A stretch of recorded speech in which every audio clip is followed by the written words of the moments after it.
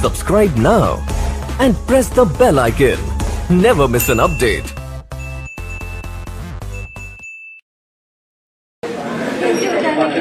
जी, आज के लेक्चर का आगाज़ करते हैं। प्रीवियस लेक्चर में हमने चैप्टर जो 20 था उसके जो क्वेश्चंस थे हमने होम असाइनमेंट वो डिस्कस की थी कल के लेक्चर में, ऐसा ही है।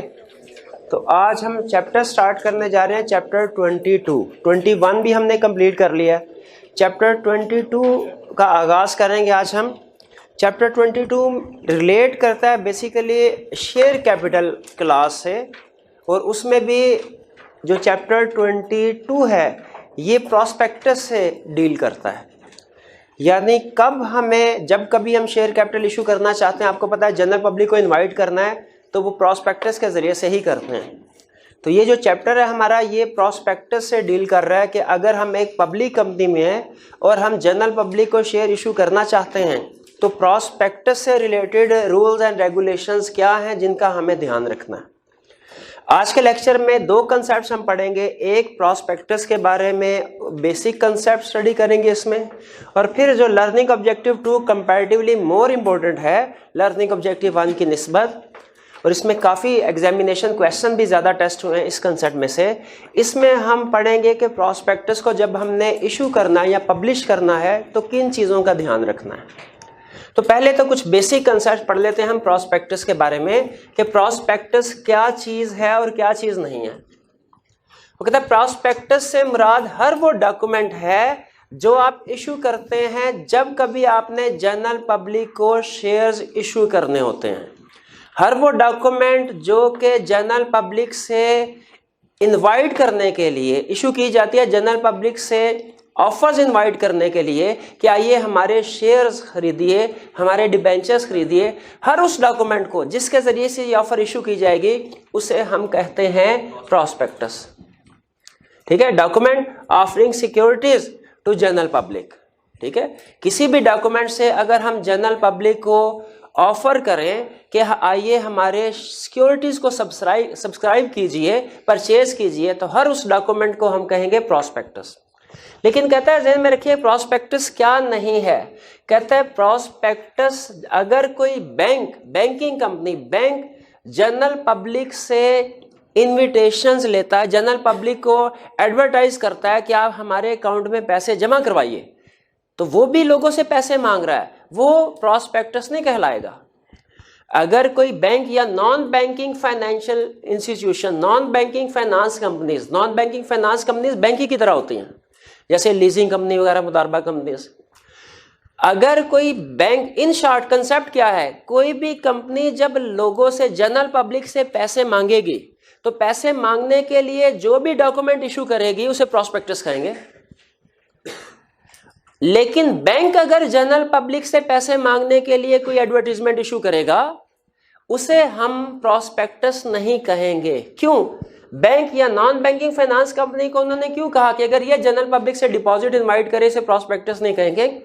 क्योंकि इन लोगों का रूटीन का काम है, और इन लोगों ने जब बैंकिंग या सिमिलर कंपनीज ने लोगों से पैसे मांगने हैं तो उनके बदले में ये शेयर्स या डिबेंचर इशू नहीं करते हैं। जब कोई कंपनी लोगों से पैसे मांगेगी तो इसके बदले में शेयर या डिबेंचर इशू करेगी।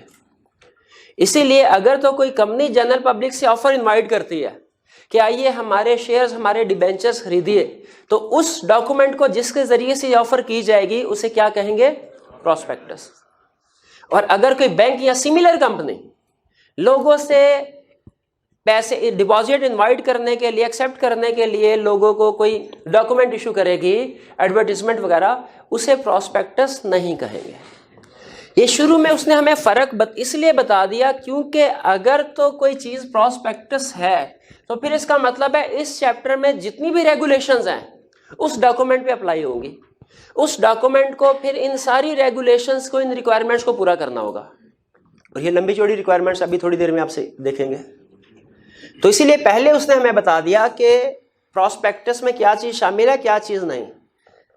तो बताइए कंसेप्चुअली प्रॉस्पेक्टस किसको कहते हैं?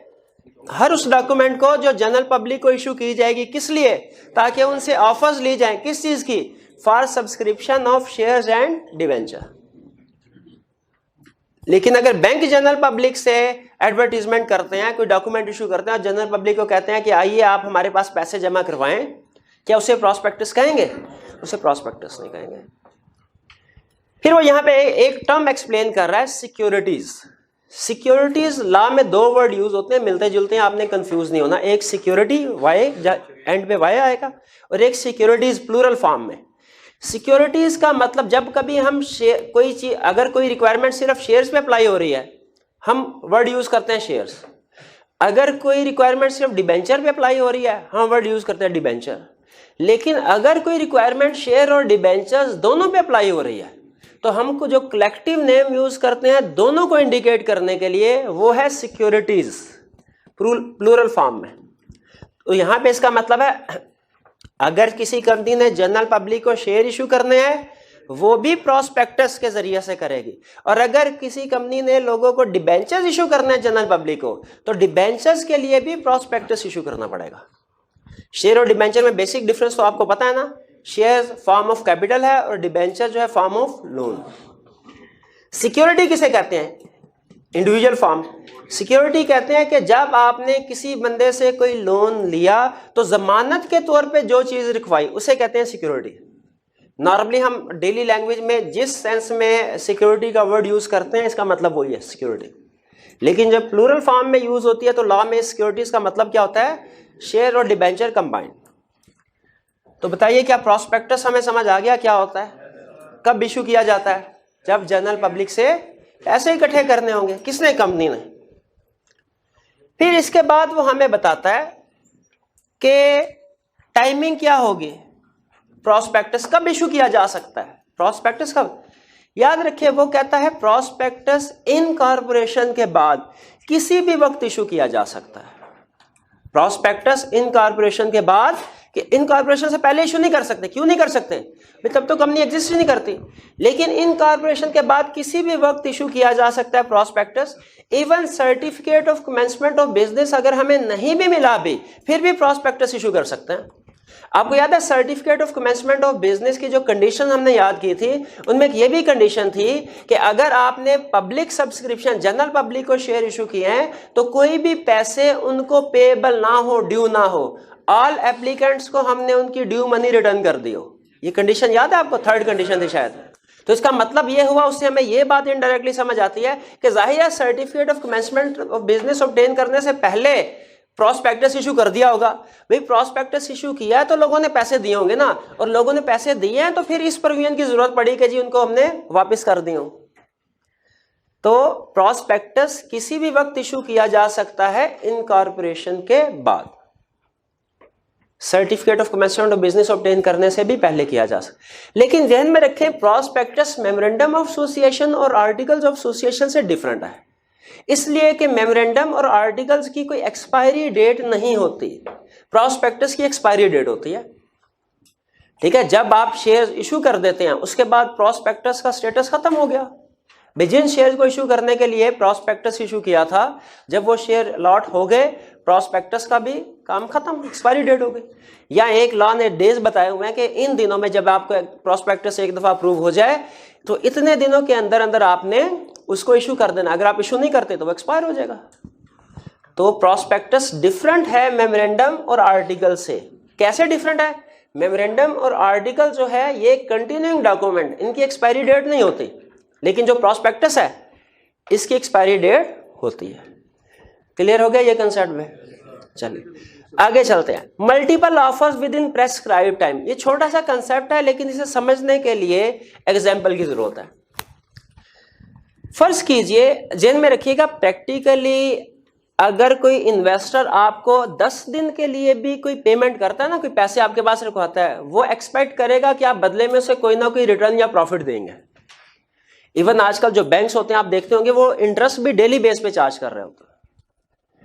तो मुझे बताइए, अगर कंपनी का प्रोजेक्ट ऐसा है, कोई कंपनी के पास पैसे नहीं है, जनरल पब्लिक से पैसे इकट्ठे करने हैं, और जनरल पब्लिक से पैसे इकट्ठे करने, और प्रोजेक्ट की नेचर ऐसी है कि उन्हें पहले महीने में 50 मिलियन की जरूरत पड़ेगी, फिर उसके 4 महीने के बाद 30 मिलियन की जरूरत पड़ेगी, और फिर 8 महीने के बाद 20 मिलियन की जरूरत पड़ेगी।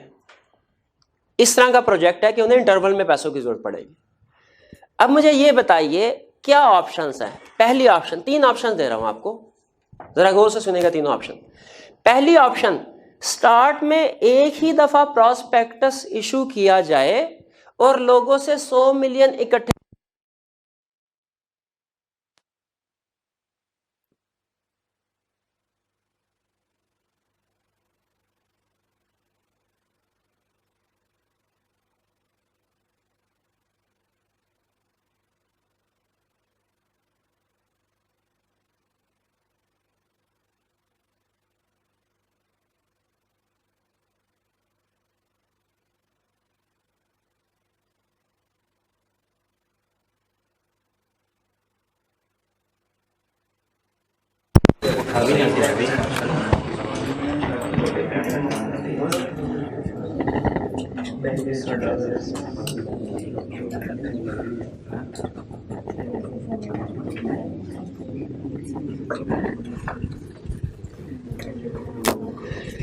जी, तो अगर फर्ज कीजिए हमारा प्रोजेक्ट ऐसा है कि हमें इंटरवल में पैसों की जरूरत है, पहले 50 मिलियन, 4 महीने बाद 30 मिलियन और फिर 8 महीने बाद 20 मिलियन।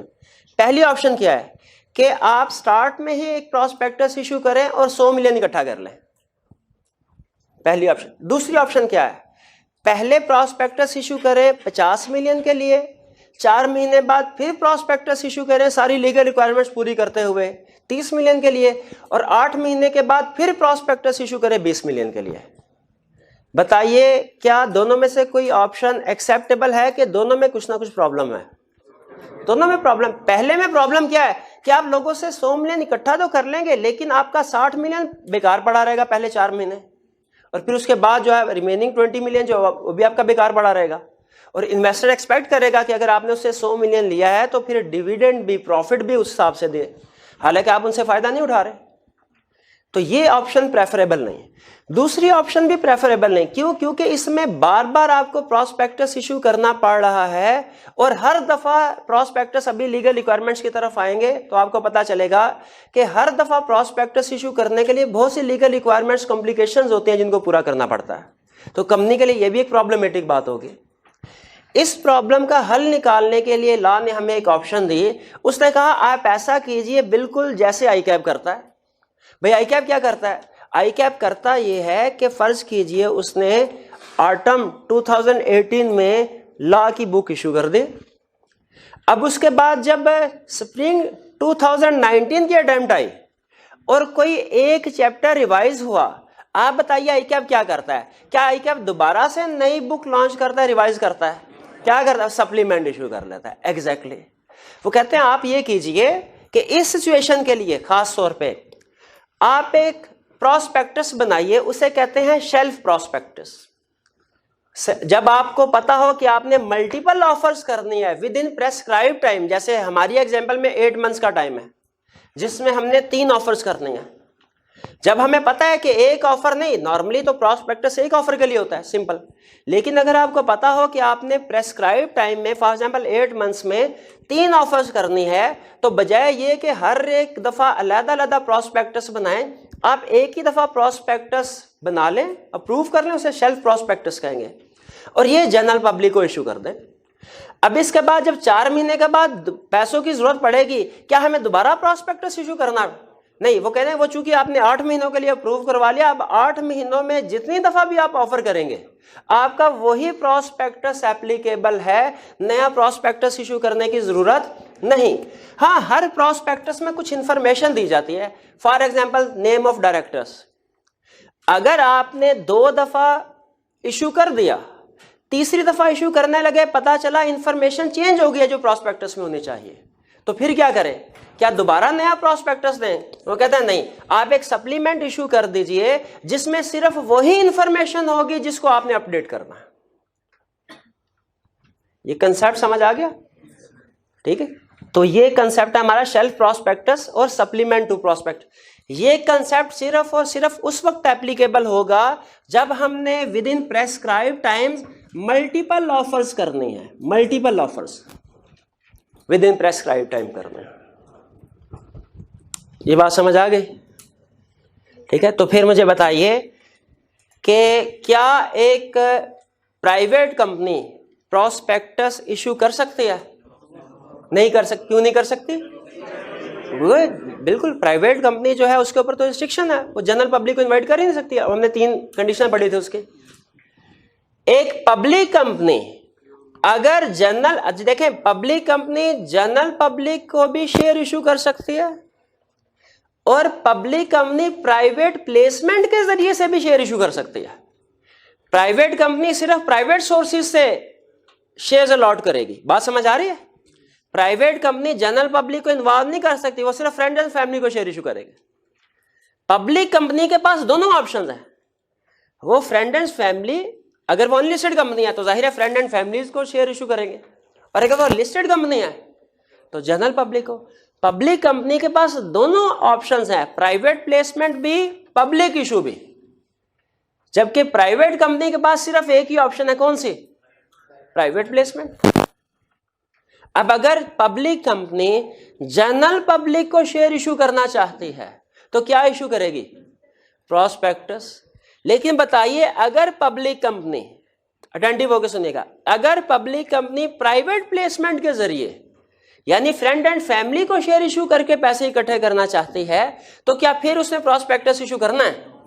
नहीं, बल्कि प्रॉस्पेक्टस की बजाय एक स्टेटमेंट फाइल करनी पड़ती है, statement in lieu of prospectus. याद है, ये भी हमने certificate of management of business की कंडीशन में पढ़ा था।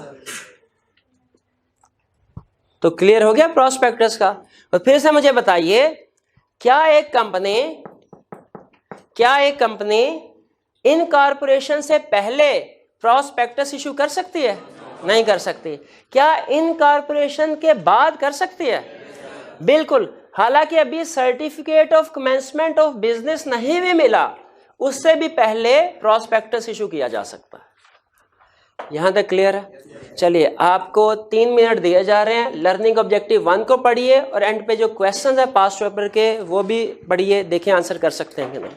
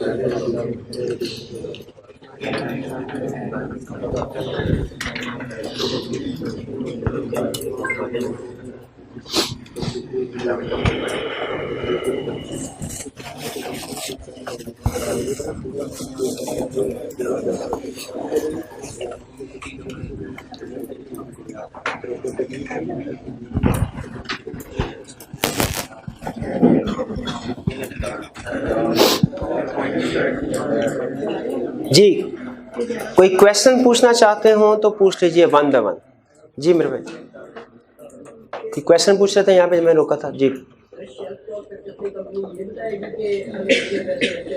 जी बिल्कुल, शेल्फ प्रॉस्पेक्टस में कंपनी बताएगी कि हमें टोटल कितनी अमाउंट चाहिए और हमने कितनी ऑफर्स करने हैं और कितने टाइम में करेंगे।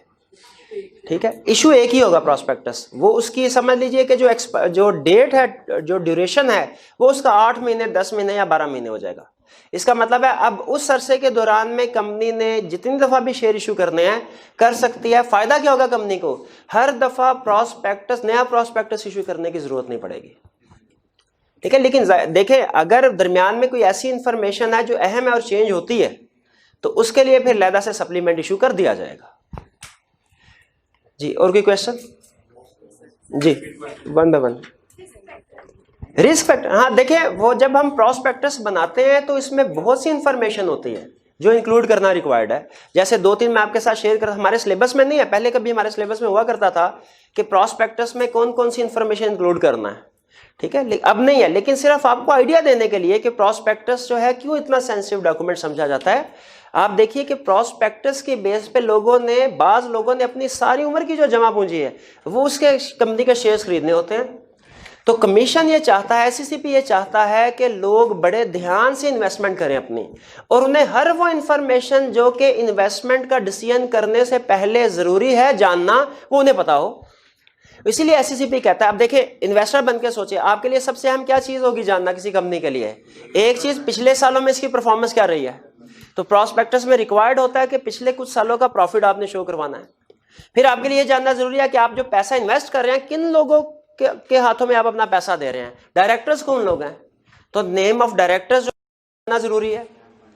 इसके अलावा अगर कोई कंपनी के ऐसे, जैसे आपने काउंटिंग में पढ़ा होगा कि एसेट्स को कॉस्ट में भी शो करवाया जाता है, रीवैल्यूड अमाउंट में भी शो करवाया जाता है, लेकिन इन्वेस्टर्स के लिए रीवैल्यूड अमाउंट ज्यादा अहम होती है कॉस्ट की निस्बत के करंट प्राइसेस क्या चल रहे हैं। तो अगर आपकी जो एसेट्स ऐसे हैं जिनकी मार्केट वैल्यू जो है वो कॉस्ट से सिग्निफिकेंटली डिफरेंट है, रीवैल्यूएशन सरप्लस है, आपने उसको भी लहदा से डिस्क्लोज करना होता है। इसी तरह जो रिस्क फैक्टर्स हैं कि आपको ये, जैसे एक स्टेटमेंट नॉर्मली ये लिखी जाती है कि हम पास्ट ट्रेंड तो आपको बता रहे हैं प्रॉफिट्स का, लेकिन रिस्क है कि फ्यूचर का प्रॉफिट डिफरेंट हो, इस ट्रेंड के मुताबिक ना आए। ये यूजर्स को बता देना जरूरी है ताकि वो इन्वेस्टमेंट करने से पहले अच्छे तरीके से सारी चीजों का ध्यान रख लें, कंसिडर कर लें। तो इसलिए रिस्क फैक्टर का मतलब ये कि इन्वेस्टमेंट में हम जहां पे उसको पॉजिटिव इमेज दिखा रहे हैं कंपनी का कि सर देखिए पिछले कई सालों का प्रॉफिट बहुत अच्छा है, उसी तरह उसे रिस्क भी बता दे कि भाई ये भी रिस्क है कि अगले साल का प्रॉफिट इससे डिफरेंट हो, कम हो, या हो सकता है लॉस हो। तो इसीलिए हम यूजर, जो हमारे इन्वेस्टर्स है, उसको सारी इंफॉर्मेशन प्रोवाइड कर रहे हैं। जी मेरे नहीं, शेल्फ प्रॉस्पेक्टस का टाइम थोड़ा ज्यादा हो सकता है। अब देखें, अगर हमने नॉर्मल प्रॉस्पेक्टस का टाइम होता है 60 डेज, अभी हम पढ़ेंगे, लेकिन शेल्फ प्रॉस्पेक्टस का टाइम 60 डेज से ज्यादा भी हो सकता है। जैसे मैंने एग्जांपल दी, हमने 8 महीनों में शेयर्स इशू करने हैं, तो इसका मतलब है इस वक्त मेरे शेल्फ प्रॉस्पेक्टस का टाइम जो है वो 8 महीने होगा। तो नॉर्मल प्रॉस्पेक्टस का जो ड्यूरेशन होती है वो 60 डेज होती है। आपने एक दफा प्रॉस्पेक्टस बना के अप्रूव करवा लिया, 60 डेज के अंदर अंदर आपने इशू करना होता है। लेकिन शेल्फ प्रॉस्पेक्टस के केस में ये टाइम पीरियड बढ़ भी सकता है। जी क्लियर है? और कोई क्वेश्चन? जी क्वेश्चन नंबर 2 पढ़ लेते हैं। क्या कह रहे हैं question number? Can the promoters of A company issue prospectus before registration of A company? नहीं कर सकते, क्योंकि जब कभी इनकॉर्पोरेशन से, जब कंपनी एग्जिस्ट ही नहीं कर रही जिस स्टेज पे, तो कंपनी से रिलेटेड कोई डॉक्यूमेंट आप इशू नहीं कर सकते। और अगर यही लिखा होता कि can prospectus before obtaining certificate of commencement of business, तो फिर हमारा आंसर यस हो जाता। जी और कोई क्वेश्चन? जी जी, वन बाय वन जी। प्रोस्पेक्टस के साथ फाइनेंशियल स्टेटमेंट्स वगैरह अटैच नहीं होती, लेकिन फाइनेंशियल स्टेटमेंट्स में जो इन्फॉर्मेशन होती है इन्वेस्टर के काम की, वो प्रोस्पेक्टस में डालते हैं। जैसे मैंने भी आपको बताया पिछले कई सालों का प्रॉफिट या डिविडेंड कितना पे कर रहे हैं आप पिछले 3 साल 4 साल 5 साल का, वो हम इंक्लूड कर देते हैं। फाइनेंशियल स्टेटमेंट्स नहीं होती इसके साथ। और कोई क्वेश्चन?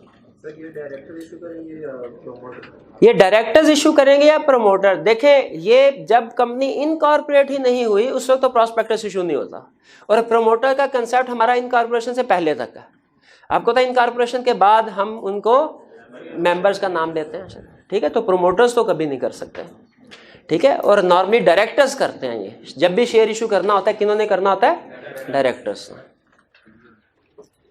जी प्राइवेट कंपनी प्राइवेट प्लेसमेंट को प्रोस्पेक्टस इशू कर सकती है? नहीं, प्राइवेट कंपनी ने, याद रखिएगा, ना तो प्रोस्पेक्टस का भी इशू करना है, ना ही statement in lieu of prospectus file करने हैं, ठीक है। ये दोनों चीजें पब्लिक कंपनी के लिए है। पब्लिक कंपनी अगर जनरल पब्लिक को शेयर इशू करती है, जनरल पब्लिक को इन्वाइट करती है, तो फिर तो वो प्रोस्पेक्टस इशू करेगी। और अगर वो शेयर इशू करती है प्राइवेट प्लेसमेंट के जरिए, प्राइवेट प्लेसमेंट का मतलब क्या होता है कि एक दूसरे को कह के फ्रेंड एंड फैमिली मेंबर उनसे कह के उनको शेयर इशू करने, उनसे पैसे इकट्ठे करने, उसके लिए फिर statement in lieu of prospectus file की जाएगी। जी और कोई क्वेश्चन? जी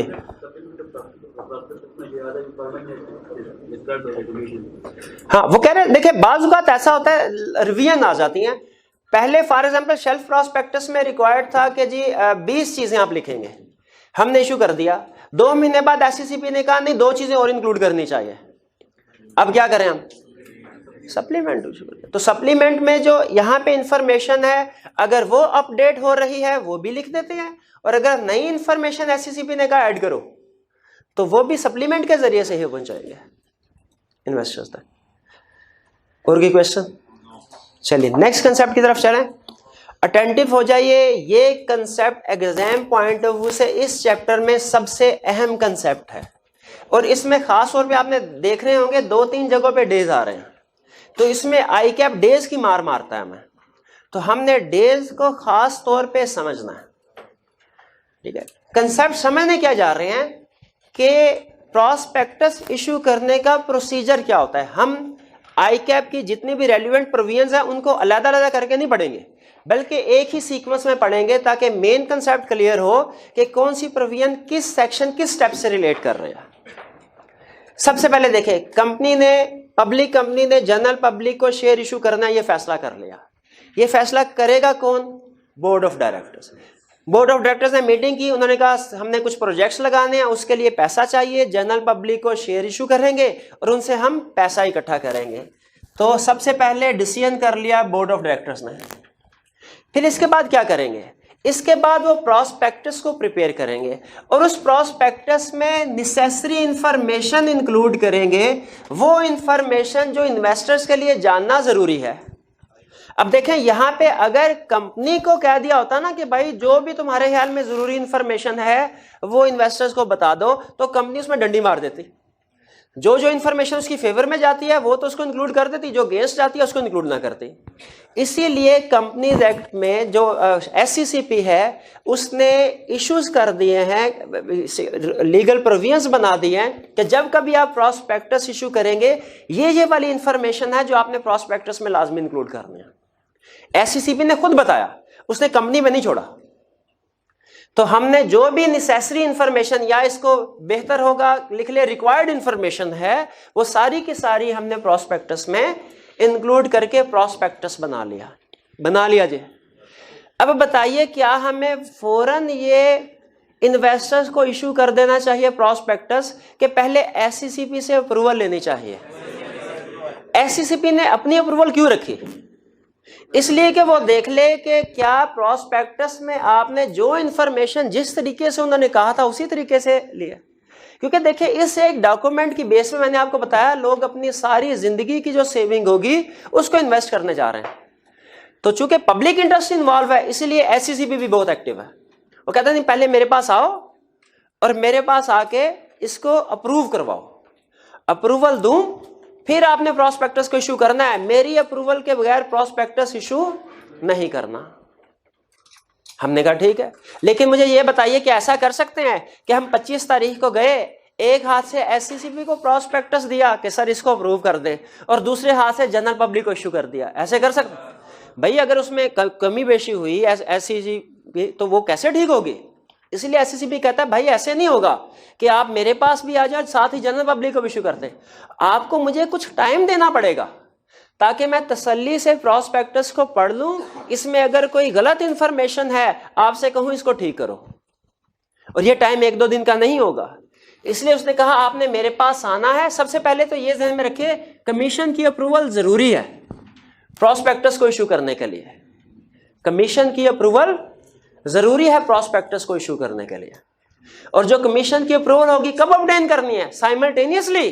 वो कहता है नहीं भाई, कम अज कम जिस दिन आपने डिसाइड किया है ना कि हमारा ख्याल है कि हम ये 25 तारीख को फॉर एग्जांपल इशू करेंगे, उससे 21 दिन पहले कम से कम मेरे पास आओ।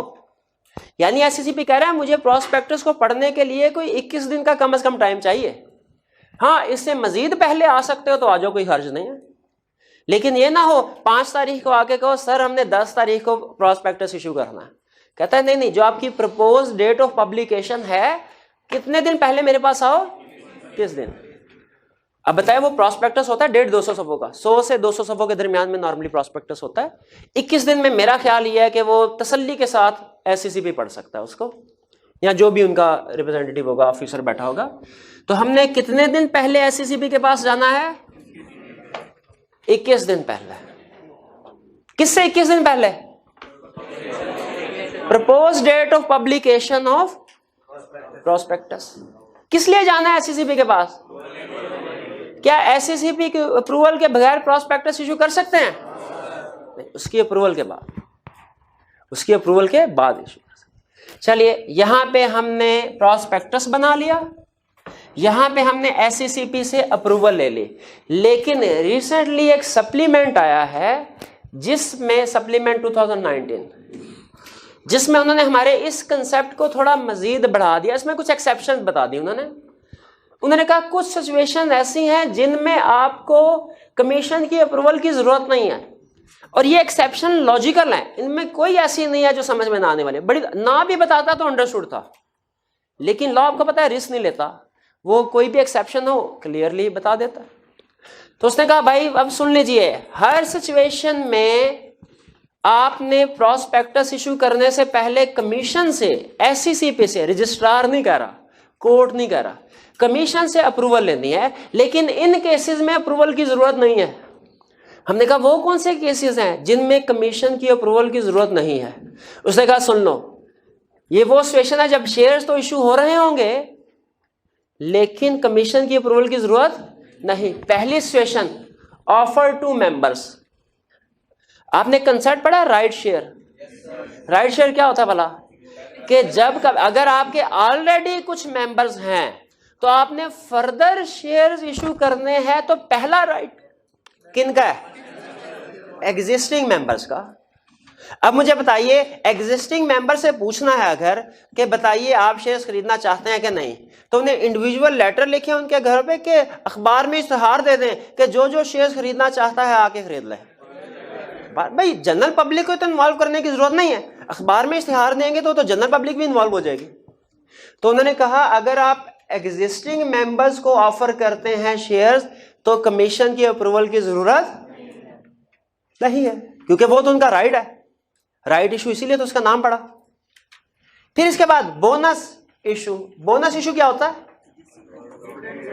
कि अगर कंपनी के पास पैसा नहीं है तो वो अपने शेयर इशू कर सकती है अपने मेंबर्स को। और उन्हें क्या कहेगी कि सर हमारे पास पैसा नहीं है, आपको डिविडेंड देने के लिए हम आपको शेयर्स इशू कर रहे हैं, आप स्टॉक एक्सचेंज में जाइए और इन शेयर को सेल करके अपना प्रॉफिट को ले लीजिए, डिविडेंड जो होगा। इसको कहते हैं बोनस इशू। राइट इशू और बोनस इशू में फर्क पता ना आपको? राइट इशू में आपको पैसे देने पड़ते हैं, बोनस इशू में आपको 1 रुपया नहीं देना पड़ता, क्योंकि बोनस वो है ही डिविडेंड। लेकिन बोनस शेयर में जहन में रखिएगा कंपनी अपने शेयर जो है वो इशू कर रही है। लेकिन मुझे बताइए, अगर कंपनी के पास अपने नहीं किसी और के शेयर्स पड़े हों, फॉर एग्जांपल सब्सिडरी कंपनी के शेयर्स हैं, क्या उनको भी डिविडेंड के तौर पे दे सकती है?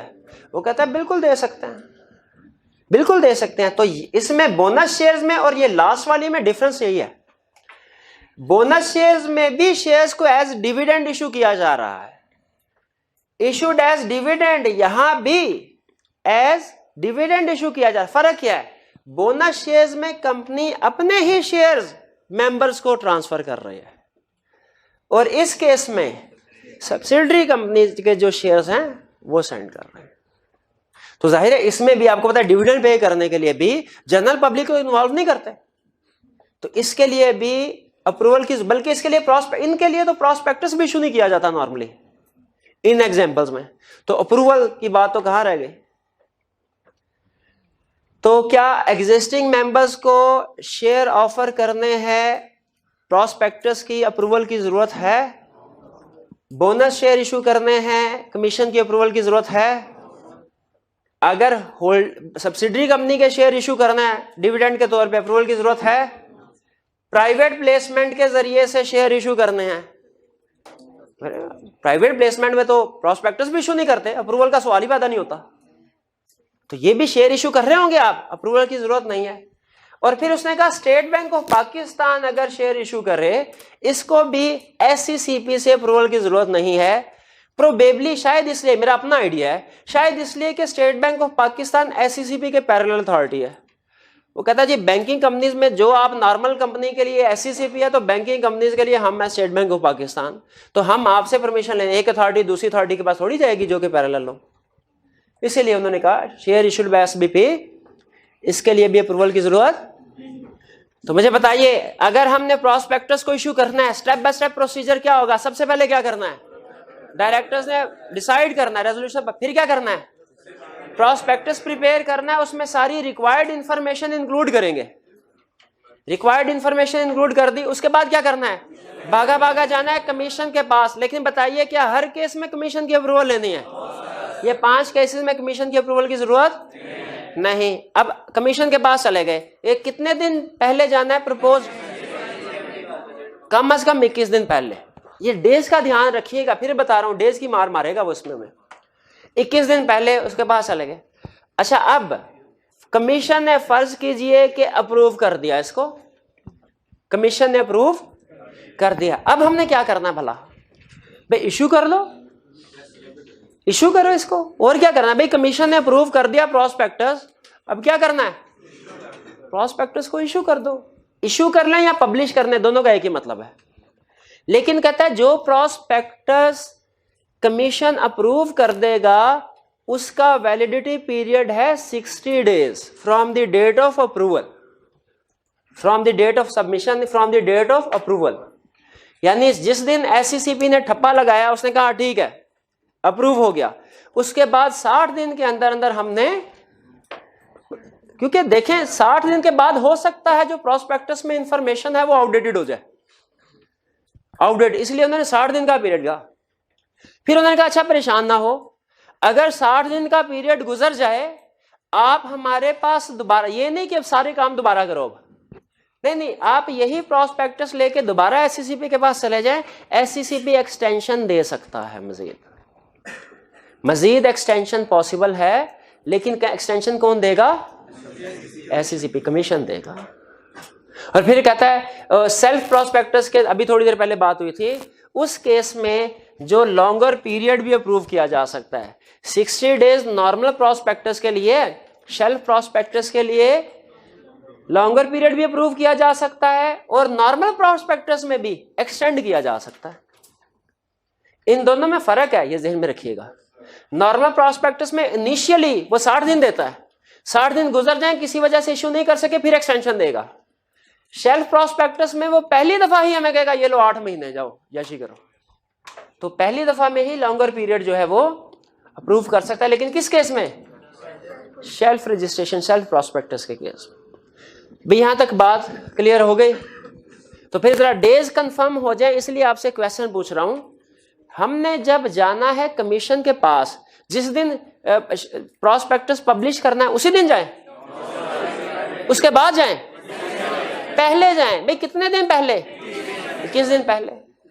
अच्छा फर्ज कीजिए हमने 21 दिन पहले उसे प्रॉस्पेक्टस जमा करवा दिया, 10 दिन बाद उसने अप्रूव कर दिया। अब हमने प्रॉस्पेक्टस कब इशू करना? 60 दिन में। क्या ये 60 दिन अगर किसी वजह से इशू ना कर सके एक्सटेंड हो सकते हैं? बिल्कुल एक्सटेंड हो सकते हैं। अटेंटिव रहिएगा, आखिरी कंसेप्ट टेक्निकल आगे आने वाला है। हमने प्रॉस्पेक्टस को पब्लिश करना है।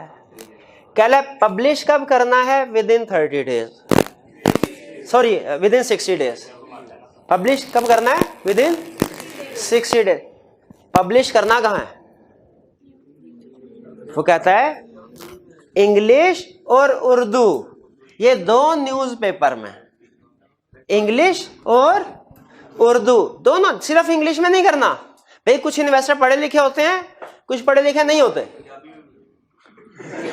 नहीं भैया इतना नहीं। उसने कहा इंग्लिश और उर्दू बस काफी है। वो भाई कह रहे हैं पंजाबी में करेंगे तो फिर पश्तो में भी करें, तो उन्होंने कहा नहीं, हमारी कौमी ज़बान जो है उर्दू, ये काफी है। हाँ जी। तो पब्लिश करना है, कहाँ पब्लिश करना है? ये जो हम लफ्ज बोलते हैं ना, प्रॉस्पेक्टस पब्लिश हुआ, प्रॉस्पेक्टस इशू हुआ, ये न्यूज़पेपर के पॉइंट ऑफ व्यू से बोलते हैं कि उस दिन, जिस दिन अखबार में इश्तेहार गया प्रॉस्पेक्टस का, अखबार में ये पब्लिश हुआ, उसको कहते हैं ये प्रॉस्पेक्टस इस दिन पब्लिश हुआ।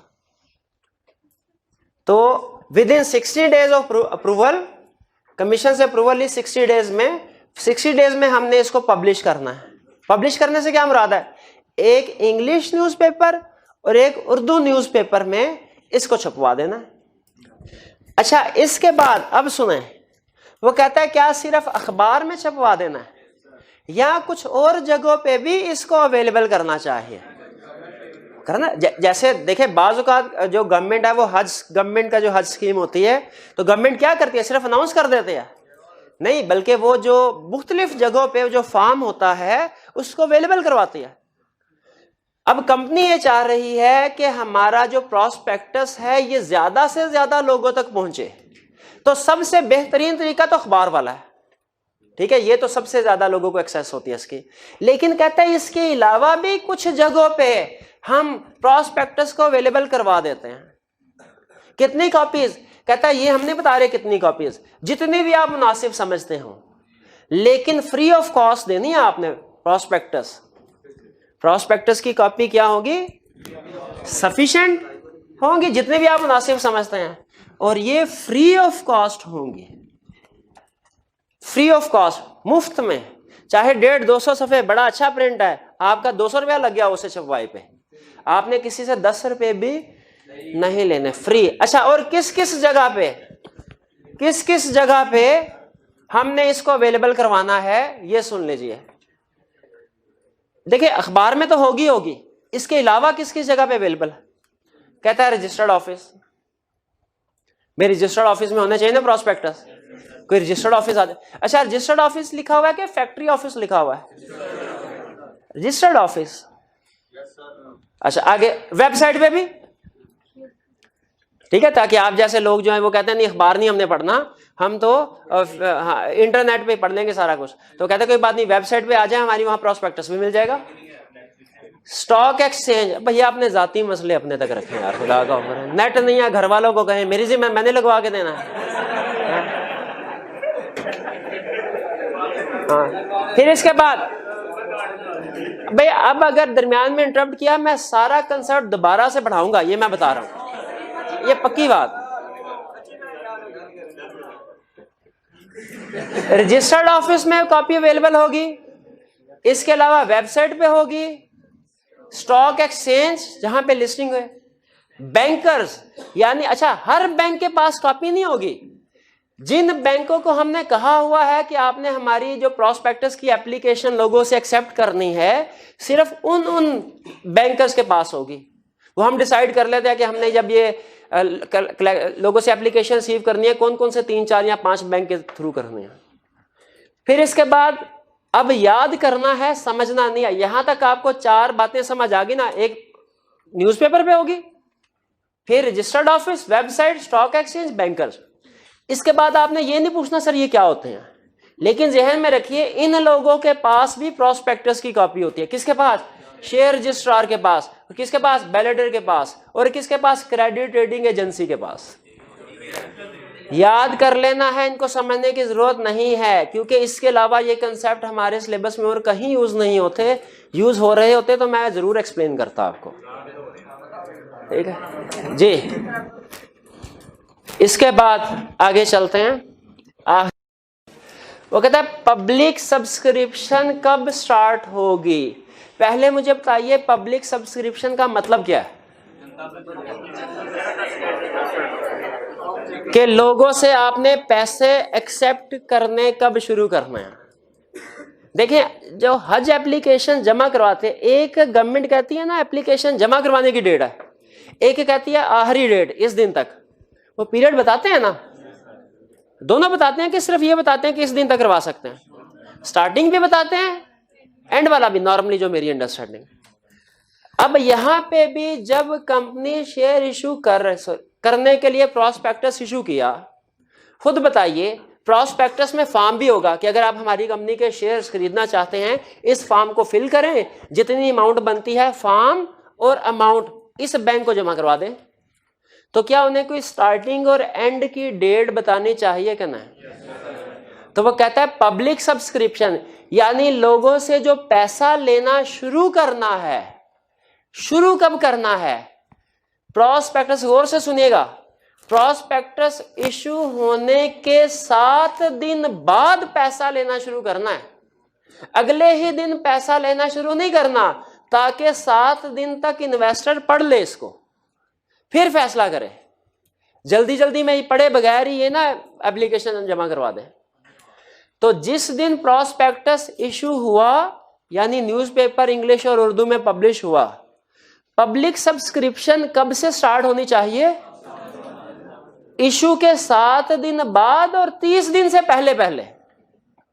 7 दिन बाद, 30 दिन से पहले पहले पब्लिक। और पब्लिक सब्सक्रिप्शन का मतलब क्या है ये ध्यान में रखिएगा।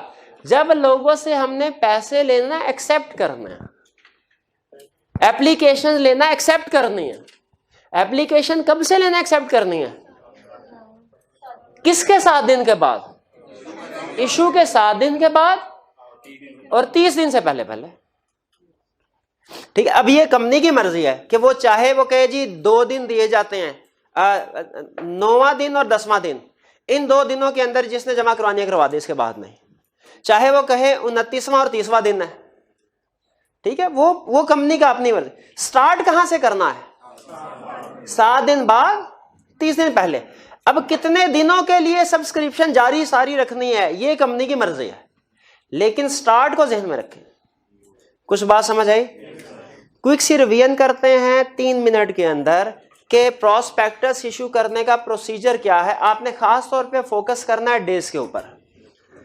सबसे पहले बोर्ड ऑफ डायरेक्टर्स डिसाइड करेंगे कि हमने जनरल पब्लिक को शेयर इशू करने हैं, फिर प्रोस्पेक्टस को प्रिपेयर करेंगे, उसके बाद कमीशन के पास जाएंगे अप्रूवल के लिए। और ये जो अप्रूवल के लिए जाना है उन्होंने साइमल्टेनियसली जिस दिन इशू कर रहे हैं उसी दिन नहीं जाना, बल्कि 21 दिन पहले जाना है। जो भी प्रपोज डेट है उससे 21 दिन पहले। अब जब कमीशन ने अप्रूव कर दिया उसके बाद 60 दिन के अंदर अंदर इसको इशू करना है। हाँ, ये 60 दिन वाला जो टाइम है एक्सटेंड हो सकता है, कमीशन ही करेगा। और जब हमने इस प्रोस्पेक्टस को पब्लिश करना है, इशू करना है अप्रूवल के 60 दिन के अंदर अंदर, तो कहां पब्लिश करना है? एक उर्दू और एक इंग्लिश न्यूज़पेपर में। और इसकी सफिशिएंट कॉपीज अवेलेबल करनी है फ्री ऑफ कॉस्ट। कहां कहां पे? वो कह रहा है रजिस्टर्ड ऑफिस में, वेबसाइट पे, स्टॉक एक्सचेंज में, उसके बाद बैंकर्स के पास, बैलेटर के पास, शेयर रजिस्ट्रार के पास, क्रेडिट रेटिंग एजेंसी के पास। करेक्ट। इसके बाद जब आपने इशू कर, अब मुझे बताइए 10 तारीख को हमने प्रोस्पेक्टस अखबार में छपवा दिया, पब्लिक सब्सक्रिप्शन 15 तारीख से शुरू की जा सकती है, अगले महीने की 15 तारीख को की जा सकती है। अगले 10 तारीख को इशू किया तो पब्लिक सब्सक्रिप्शन 7 से 30 दिन के में होनी चाहिए ना। अगले महीने की 15 तारीख तो 30 दिन के बाद आएगी, ठीक है। तो इस चीज का ध्यान रखिएगा, डेज में आई कैप घुमाएगा। भाई कंसेप्ट समझ आ गया। अब देखते हैं, नहीं अभी छुट्टी नहीं, अभी लेक्चर खत्म नहीं हुआ, टाइम है अभी देखते हैं। नहीं अभी 35 मिनट पे स्टार्ट होता है ना हमारा लेक्चर। हाँ जी, अब देखिए आई कैप का क्वेश्चन। देखें आई कैप के केस स्टडीज ना की ना अगर हमने लॉ में, तो हमने लॉ को समझा नहीं है। तो सबसे पहले तरतीब से चलते हैं। Question number 7 page 198 question number 7 कह रहा है बताइए whether the following decision of company are in accordance with the provisions of securities act 2015। बताइए क्या ये डिसीजन ठीक है कि नहीं। पहला, prospectus has been submitted to commission for approval and at the same time company has decided to issue it to general public। नहीं भैया, प्रपोज डेट से 21 दिन पहले उसको अप्रूवल के बगैर हम नहीं कर सकते। Second, prospectus was approved by commission on January 23, 2009। company could not circulate it due to some unavoidable reason and now company has decided to issue it on April 9, 2019। अब देखिए 60 दिन के लिए वैलिड होता है, तो जनवरी 23, फरवरी 23, मार्च 23, तो ये 60 दिन तो पूरे हो गए। अब बताइए क्या दोबारा प्रोस्पेक्टस प्रिपेयर करे या एक्सटेंशन करवाए? सिर्फ कैसे करवाएगी? कमीशन के पास जाके। करेक्ट। क्वेश्चन 8 कहता है ड्यू लिमिटेड, ये भी आई कैप का क्वेश्चन बैंक है, आई कैप के क्वेश्चन बैंक का क्वेश्चन है ये 105A। कहता है due limited has published A prospectus on March 1, 2009। The publication, अब डेट को अंडरलाइन कीजिए, यहां पे मैंने बताया डेट में घुमाएगा हमें। पब्लिकेशन डेट मार्च 1, 2009 है। Subscription list is due to open on April 5, 2009। April 5 है, मार्च 5 नहीं है, अप्रैल 5 है। Explain whether the company is compliance with provisions of Companies Act regarding publication of its prospectus। बताइए सब्सक्रिप्शन लिस्ट का असूल क्या है? 7 दिनों के बाद 30 दिन से पहले, ये तो 30 दिन के बाद भी जा रहा है। अच्छा, अगर इस क्वेश्चन को थोड़ा सा चेंज कर दें, मैं यहाँ पे 5 अप्रैल की बजाय 5 मार्च लिख देता हूं, अब तो ठीक है? अब भी ठीक नहीं है, क्योंकि 7 दिन के बाद, तो अगर 5 अप्रैल है तो 30 दिन से बाहर जा रहा है वो, और अगर 5 मार्च है तो 7 दिन से पहले आ रहा है, दोनों गलत है। क्वेश्चन नंबर 9 बहुत ही अच्छा क्वेश्चन आई कैप ने बनाया है, लेकिन ये क्वेश्चन अच्छा तब लगता है जब तसल्ली के साथ आप क्लासरूम में या घर में बैठ के कर रहे हो। एग्जाम में अगर इस तरह का क्वेश्चन आ जाए ना तो बिल्कुल भी अच्छा नहीं लगता, लेकिन क्वेश्चन बहुत अच्छा है। पढ़ते हैं जरा। कहते हैं रिक्वायरमेंट में कह रहे हैं कि जी आप बताइए जो प्रपोजल बताए जा रहे हैं इनमें किसी रिवीजन की जरूरत है कि नहीं है। पहला क्वेश्चन कहता है directors of solar limited wants to arrange finance for their factory expansion project and have decided to issue 1 million ordinary share to general public. The directors want the public subscription to commence not later than 7 October 2008। Date को underline कीजिए। कह रहा है यानी 7 अक्टूबर या उससे पहले पहले पब्लिक सब्सक्रिप्शन जो है हम स्टार्ट करना चाह रहे हैं। पब्लिक सब्सक्रिप्शन का वर्ड अंडरलाइन कर लें और 7 अक्टूबर का। कह रहे हैं Mubeen who is the company secretary has proposed the following schedule for the purpose. ये शेड्यूल उसने दिया है। कह रहा है on 12 September 2018 a copy of the prospectus shall be submitted to registrar joint stock companies for approval. क्या गलत है भाई? एक गलती तो ये है कि कमीशन को अप्रूवल के लिए हमने भेजना है, रजिस्ट्रार को नहीं। दूसरा बताइए डेज में कोई प्रॉब्लम है क्या?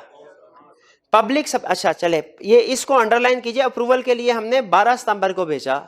अब आगे अप्रूवल का रूल क्या है कि हमने प्रपोज डेट ऑफ इशुएंस से 21 दिन पहले। अब प्रपोज डेट ऑफ इशुएंस उसने अभी नहीं दी, हम अगर कभी आएगी तो उसके साथ कंपेयर करके इसको देखेंगे, इसलिए इसको फिलहाल अंडरलाइन कर लें। Next, for ease of access, the copies of prospectus shall be available for members inspection at SL's main showroom। बताइए क्या शोरूम में अवेलेबल करना जरूरी है? Prospectus shall remain open for inspection from 28 September 2018 till 4 October 2018 at a fee of ₹50। पहली गलती भाई, showroom में अवेलेबल नहीं करना, कहाँ अवेलेबल करना है? ये प्लेसेस हैं, यहां पे अवेलेबल कीजिए। दूसरा, फी कलेक्ट कर रहा है, भाई फ्री ऑफ कॉस्ट प्रोवाइड करना है। तीसरा वो कह रहा है प्रोस्पेक्टस जो है shall remain open for inspection from 28 September 2018 till 4 October. Prospectus देखे कब से कब तक होता है? जब तक जिस डेट ऑफ इशुएंस से लेके जब तक पब्लिक सब्सक्रिप्शन हो रही है, जब तक क्लोज नहीं होती पब्लिक सब्सक्रिप्शन, तब तक ये जारी रहेगा, तब तक ये ओपन होगा मेंबर्स के लिए। अब बताइए, पब्लिक सब्सक्रिप्शन जो है वो कर रहा है, कब कर रहा है? वो कह रहा है 7 अक्टूबर, ठीक है, और इंस्पेक्शन जो है सिर्फ 4 अक्टूबर तक है। अब बताइए, क्या जब लोग पैसे जमा करवाने जा रहे होंगे उस वक्त लोगों के लिए अवेलेबिलिटी होनी चाहिए प्रोस्पेक्टस की? बिल्कुल होनी चाहिए। तो इसकी जो डेट है 4 अक्टूबर नहीं, बल्कि ये जब तक सब्सक्रिप्शन हो रही है तब तक अवेलेबल होना चाहिए लोगों के लिए। आगे चलते हैं। Prospectus would be publish in A popular fortnightly Urdu magazine on 30 सितंबर 2018। अब ये 30 सितंबर 2018 को अंडरलाइन करें। पहली गलती वो कह रहे सिर्फ उर्दू मैगजीन में है, ये इंग्लिश में भी होना चाहिए, इंग्लिश न्यूज़पेपर में। हाँ बिल्कुल, मैगजीन में नहीं, ये न्यूज़पेपर में होना चाहिए। फोर्टनाइटली नहीं, डेली। ये डेली न्यूज़पेपर इंग्लिश और उर्दू में होना चाहिए, फोर्टनाइटली उर्दू मैगजीन में नहीं। और दूसरा कह रहा है पब्लिकेशन की डेट जो है हमारी 30 सितंबर है। अब देखिए, अगर पब्लिकेशन की डेट 30 सितंबर है तो अप्रूवल के लिए हमें कब भिजवाना चाहिए? 21 दिन पहले। अब जरा अप्रूवल के लिए भिजवा कब रहे हैं? 12 सितंबर को। उसे इंफॉर्मेशन ये साथ देनी चाहिए थी, उसने आगे चल के इंफॉर्मेशन दे दिया ताकि वहां तक पहुंचते पहुंचते हम ये वाला पॉइंट भूल जाए। तो अब देखें, इशू कब कर रहे हैं हम? 30 सितंबर को, और अप्रूवल के लिए 12 सितंबर। अप्रूवल के लिए कब भिजवाना चाहिए? 8-9 तारीख को, 8 या 9 तारीख को भिजवाना चाहिए। जी हाँ जी बिल्कुल, ये हमने बात पहले कर ली है कि रजिस्ट्रार को नहीं भिजवाना, कमीशन को भिजवाना। Public subscription would commence on 5 October 2018। बताइए क्या सही कह रहा है? 30 सितंबर को अगर आप पब्लिश कर रहे हैं तो 7 दिन से पहले पहले नहीं कर सकते। इसका मतलब है ये पब्लिक सब्सक्रिप्शन कमेंस होनी चाहिए 8 अक्टूबर का लें या 7 का लें, 5 से नहीं। उसने एहतियातन हमें 2 दिन का मार्जिन इसीलिए दिया है क्योंकि नॉर्मली डेज को काउंट करते हुए एक आधा दिन ऊपर नीचे हो जाता है। तो 7 या 8 अक्टूबर से सब्सक्रिप्शन स्टार्ट होनी चाहिए, प्रोबेबली 8 अक्टूबर से। ठीक है, 7 दिन पहले से तो नहीं कर सकते भाई। ये क्वेश्चन समझ आया कि स्टडी? ये थोड़ी सी ट्रिकी थी, डिफिकल्ट थी, घर जाके इसको जरूर अटेम्प्ट करना है आपने। ठीक है जी, चलिए आज का लेक्चर यहाँ पे खत्म।